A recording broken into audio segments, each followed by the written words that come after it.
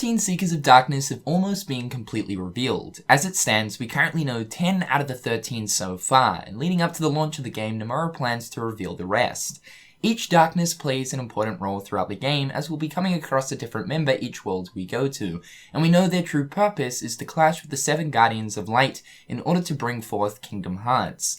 Today, along with my buddy Ft.Limitform72, thought we'd talk about all of the currently locked in Seekers of Darkness, explain their past history, why we believe they were picked, and talk about their current intentions. We'll be covering 5 members in this video and the other 5 over on Limit's channel, so be sure to check that out, link in the description down below.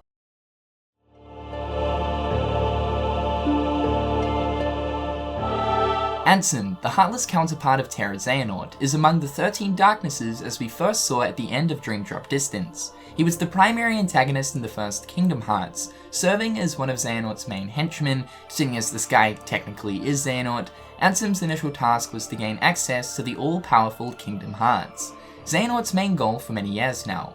He first of all had to find the final keyhole, located in Hollow Bastion, which will lead to the Door to Darkness, an entry point into Kingdom Hearts. In order to do this though, Anson needed 7 princesses of pure heart, which later on Maleficent rounded up, as she found out about the truth behind the final keyhole upon stumbling across a report on the Heartless while in Radiant Garden. Xehanort had also explained both Kingdom Hearts and the Princesses of Light to Maleficent during Birth by Sleep as well. Anson was also pitted with the task of making either Riku or Sora a vessel for Xehanort's Organization XIII, which throughout Kingdom Hearts 1 we had to deal with an extremely bratty Riku, one that was convinced that darkness would lead him to great power. Riku was eventually possessed by Anson as he needed a body, and it wasn't until after Sora sealed the final keyhole and made his way to the end of the world where Anson revealed his true identity. Sora and the gang wipe out Anson and his plans were ruined. Due to giving the power of time travel to young Xehanort, even though Anson was destroyed by Sora during Sora's first adventure, he was actually brought back into existence in Dream Drop Distance to serve as one of the pivotal members for the True Organization XIII. I don't think there needs to be a clear reason as to why Anson is a Seeker. He's technically Xehanort's Heartless, and whatever Xehanort's plans may be, Anson will surely follow.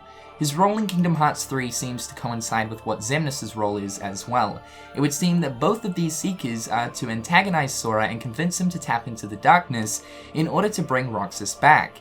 If anything, both Anson and Xemnas will likely play the more important roles as antagonists throughout the game, as it seems they both want Roxas to return as well.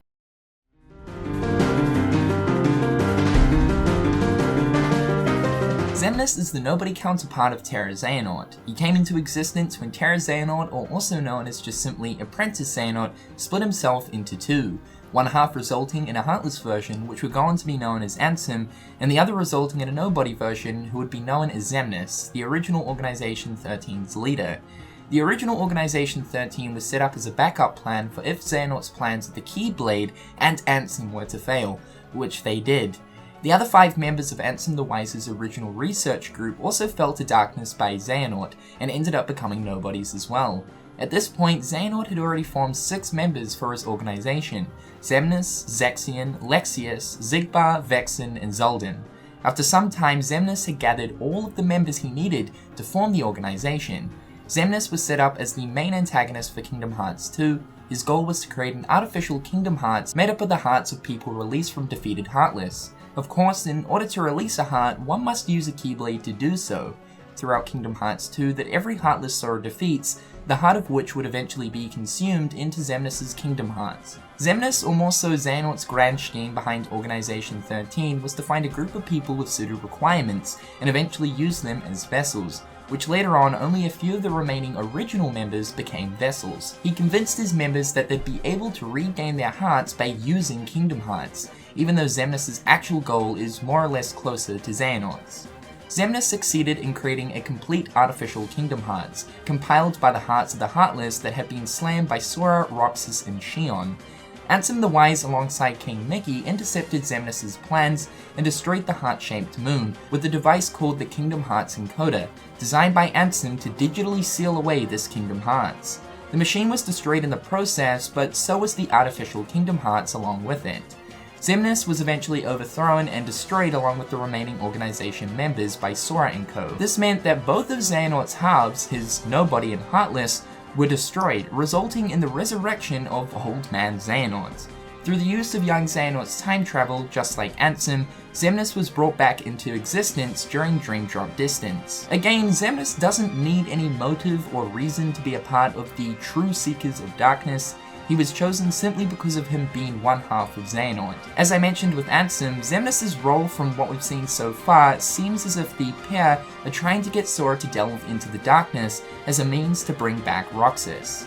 Xemnas, alongside Anson, certainly have a reason behind why they would want Roxas back, or more so, could they be using Roxas as an instrument to get Sora closer to the darkness? As we saw in Dream Drop Distance, Xehanort's plan towards using Sora as a vessel was almost successful until Riku, Mickey, and Lee showed up. Even though it may seem as if Xehanort has moved away from that plan, this could still be one of his side projects.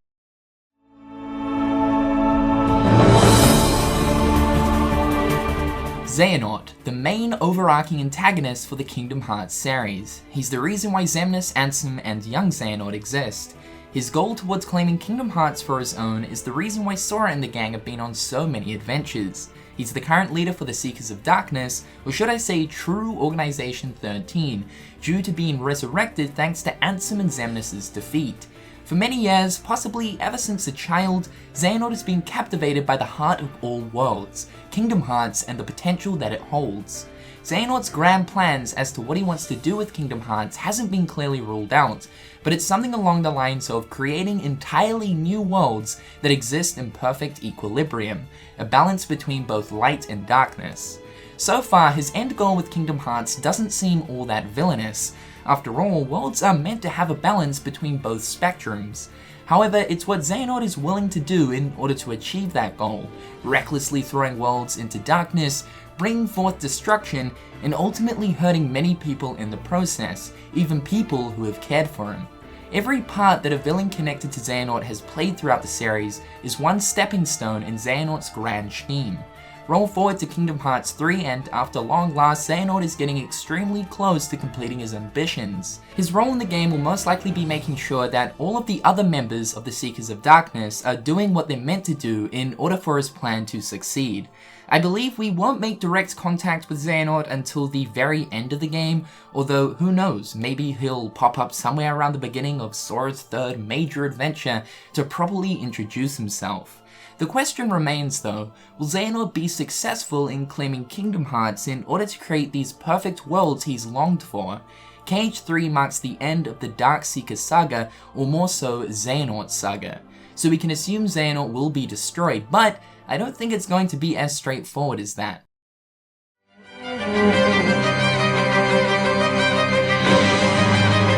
For lack of better words, the younger version of the mastermind behind the events that have yet to take place, but also the events that have taken place. Young Xehanort said it best himself in Dream Drop Distance. He's literally there to live out his life his future self set out for him. During Dream Drop Distance, his goal was trying to make Sora into a vessel since they failed to do so with Roxas.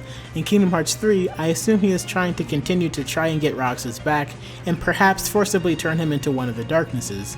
I believe this to be the truth since Xemnas and Anson are seen in the most recent Kingdom Hearts 3 trailers, saying they would want nothing more than to have Roxas back. Young Xehanort is also there just as insurance to make sure his future is as what his older self told him it would be, and so that no problems arise as well. Besides trying to start another Keyblade war and or get the Keyblade itself, I don't believe there needs to be much thought on what his future intentions could possibly be when he has already laid out his entire plan for us. Oh, and let's just pray this really is the end of the Xehanort saga, or so help me God, if I see him in the next game, I'm fighting someone. And before we see his never-before-seen daughter or son, oh my god.